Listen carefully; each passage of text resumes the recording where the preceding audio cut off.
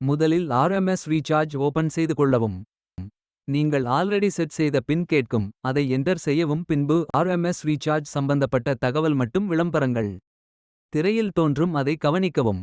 பின்பு move to wallet click செய்யவும். AEPS to main என்று திரையில் தோன்றும். அதை கிளிக் செய்து உங்களுக்கு தேவைப்படும் அமௌண்ட் என்டர் செய்து சப்மிட் கொடுக்கவும். சப்மிட் கொடுத்த பின்பு ப்ளீஸ் வெயிட் என்று திரையில் தோன்றும்.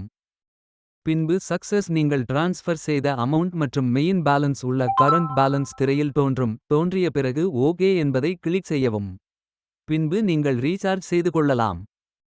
இது போன்ற தகவல்களை உடனுக்குடன் தெரிந்து கொள்ள ஆர்எம்எஸ் ரீசார்ஜ் யூடியூப் சேனலை சப்ஸ்கிரைப் பண்ணுங்க. தேங்க்யூ.